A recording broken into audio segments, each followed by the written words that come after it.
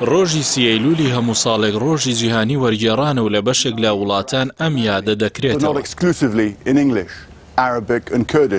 بەهۆی نەبوونی کۆمەڵە و سەندیکای تایبەت بە وەرگێڕان لە هەرێمی کوردستان تا ئێستا ئەو یادە نەکراوەتەوە.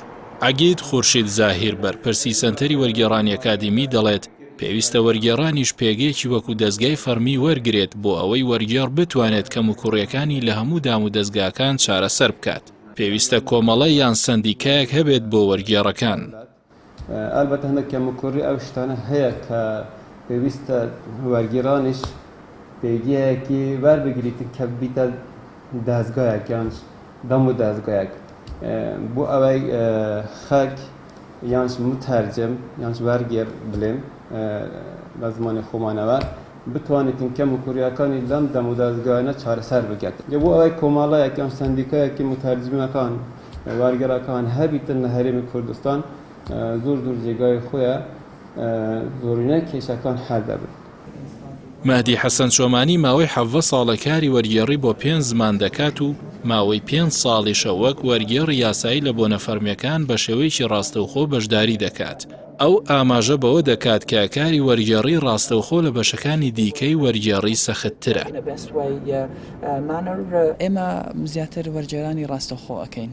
وەرگێڕانی ڕاستەوخۆش ئەو کەسێک کە قسەت بۆ ئەکات و پێشوەخت دەقێکی ئەو کەسەت لا نییە کە چ وشە و چ دەستەواژەیەک بەکاردێنی یەکسەر بەناو بابەتەکە ئەەکەی بۆیە ئێمە پێشوەختە ئەبێت ئەو بابەتانەمان بۆ دێت لەسەر ئەو کۆڕ و کۆبنەوەی کە هەیە بەگشتی ئەزانین پەیامەکە چییە و بەگشتی ئەو دەستەواژانەی کە بەکاردێن.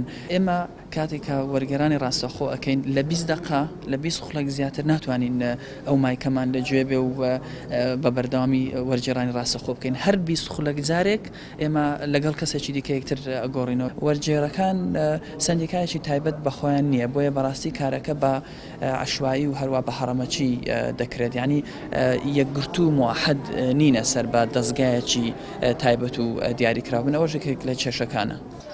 بەشێک لە وەرگێڕەکان پێیان وایە کە گرنگە دەستگایەک هەبێت بۆ هەڵسەنگاندنی ئەو کتێبانی کە وەردەگێڕدرێنە سەر زمانی کوردی بە تایبەت کە چەندین کتێب هەن لەلایەن چەند وەرگێڕێکەوە کراون بە کوردی. هەندێک جار دەبینرێت لە ڕووی واتاییەوە جیاوازی لە وەرگێڕانی وشەکاندا هەیە. ئەمەش کاری وەرگێڕان دەخاتە ژێر پرسیارەوە.